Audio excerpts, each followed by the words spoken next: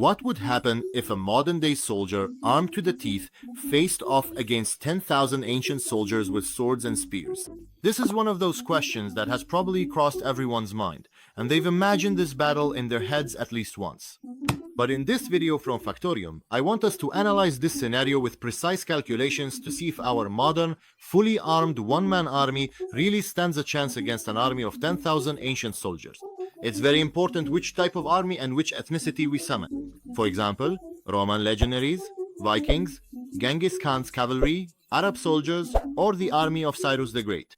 Let's not make it too complicated and pick an army that's renowned throughout history for its tactics and discipline. That is, the Roman legionaries. Alright, now close your eyes for a moment and imagine. On one side, there's a modern individual, armed to the teeth with the most advanced weapons a single person can carry. On the other side, there's an army of 10,000. First of all, let's see what our hero actually has at his disposal. When we say the weapons a person can carry, what exactly do we mean? If our guy is entrenched somewhere and has prepared in advance, the story is very different from just suddenly appearing in the middle of a field. We are going to consider the ideal scenario. A good defensive position and enough ammunition that he's prepared beforehand. So what could our friend's main weapon be?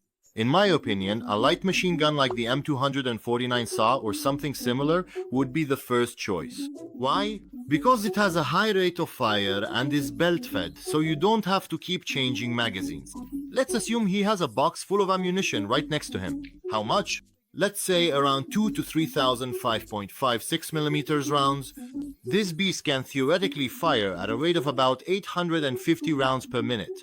But I said theoretically, if you actually fire it continuously, the barrel would melt after a few seconds. In practice, to maintain both accuracy and prevent damage to the weapon, you have to fire in short, controlled bursts. You could say it's effective at about 100 to 200 rounds per minute. Now, an important point.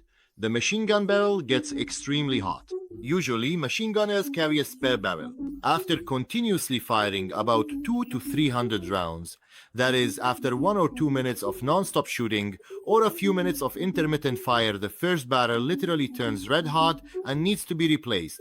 Changing the barrel itself takes about 30 seconds to a minute. What if there is no spare tube? Well, then we have to wait for it to cool down, which means giving the enemy an opportunity. So, let's assume our hero has 2 or 3 spare barrels as well. Of course, a machine gun can't do everything. For times when the machine gun is cooling down or the barrel is being changed, or for more precise targets at closer range, an assault rifle is necessary. What could be better than an M4A1 or something similar to it?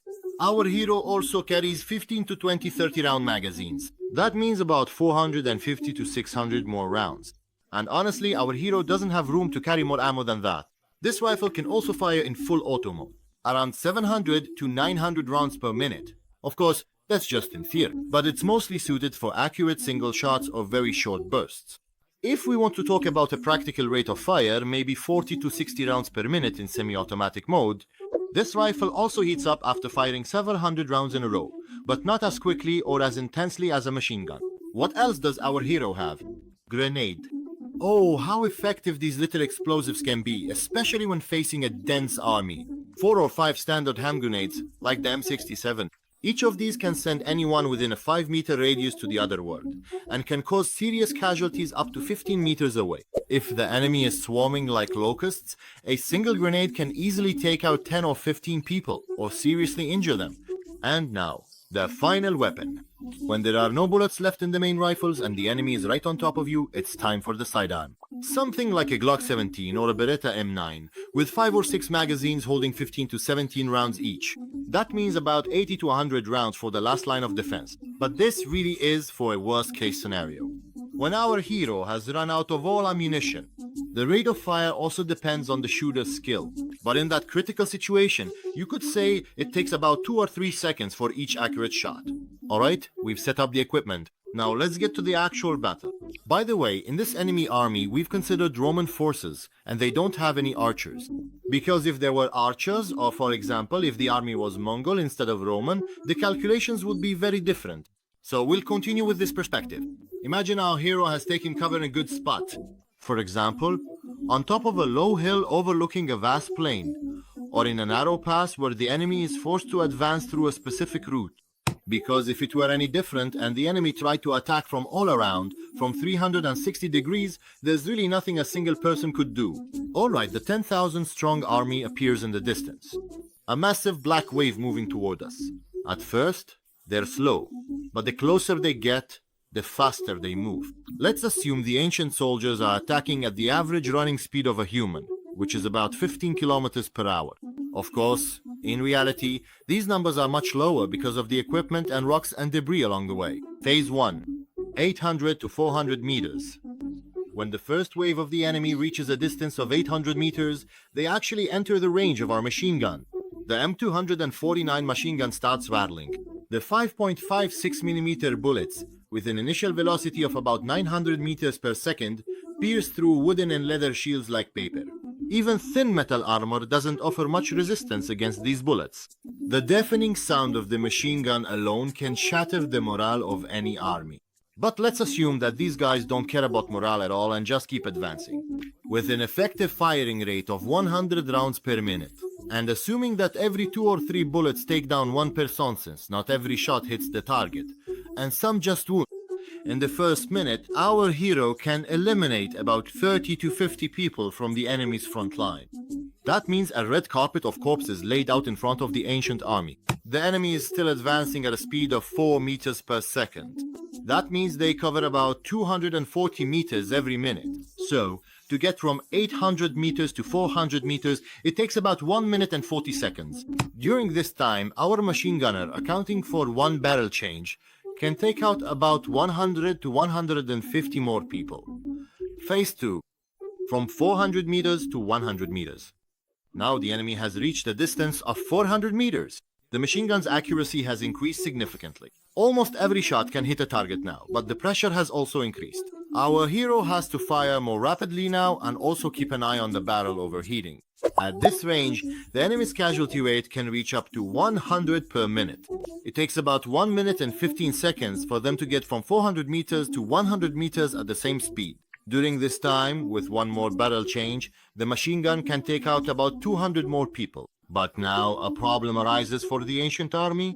A mound of their comrades' bodies has formed in front of the attackers. How high is this mound? If each body is on average 30 centimeters tall though, it could be more, but since they fall on top of each other and get compressed, we'll stick with 30 centimeters. After about 300 to 400 bodies are killed in a narrow path, the height of this mound of corpses can easily reach 1 to 1.5 meters. This in itself is a terrifying physical obstacle.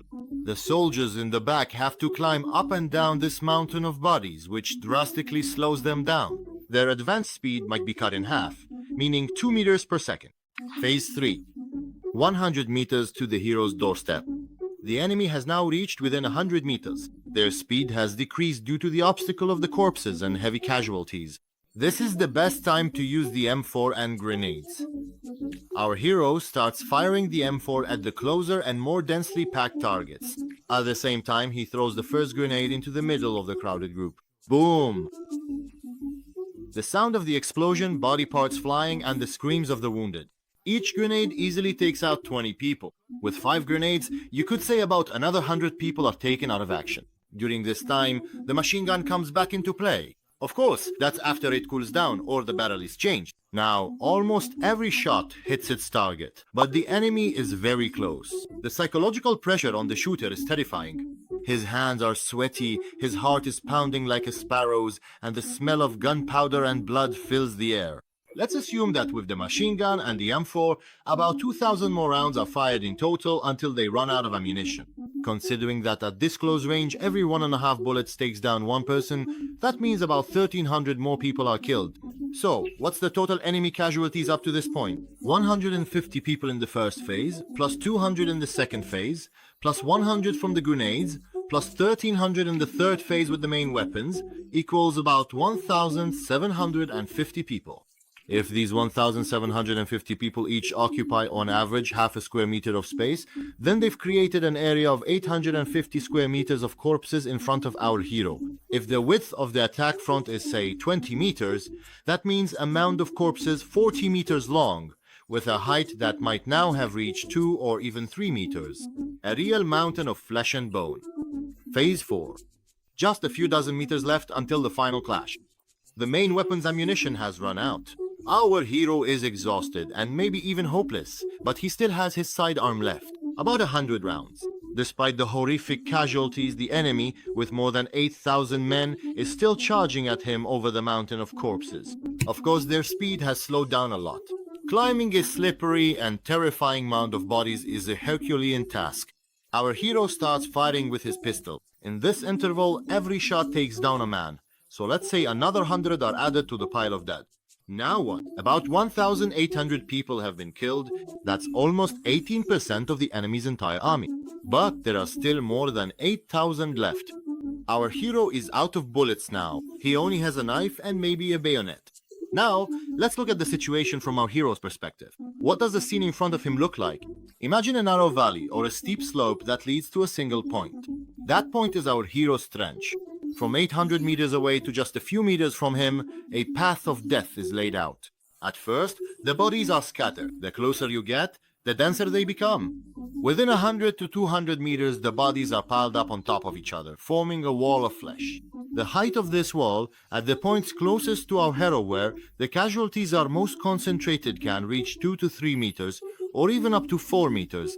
Enemy soldiers have to climb this terrifying mountain, while their comrades are falling down on top of them from above. A scene reminiscent of horror movies, but this time it's real. The smell of blood, gunpowder and death fills the air. So what about the enemy's advance speed? The first wave comes in at full speed 4 meters per second and takes casualties. When the second wave arrives, they have to climb over the bodies of the first wave. Their speed might drop to 3 meters per second. The third and fourth waves are faced with a mountain of corpses, which slows their speed to 1 meter per second or even less. It's practically like moving through a swamp. So, despite the massive slaughter that has taken place, our hero eventually runs out of ammunition and is overwhelmed by the swarm of enemy soldiers who have reached him by climbing over the mountain of bodies. Maybe he can stab a few more with his knife, but that doesn't change anything anymore. In fact, even a modern individual armed with the best personal equipment and in an excellent defensive position will ultimately be defeated by an ancient army of 10,000. The main limitation is the amount of ammunition he can carry and use. And then there's the issue of weapons overheating and temporarily failing. The person's own physical and mental exhaustion is also an important factor, although we didn't really address it much here. A team of several people works hard to make these kinds of videos, friends. Support the creation of quality content by liking and subscribing to Factorium. Thank you for your support.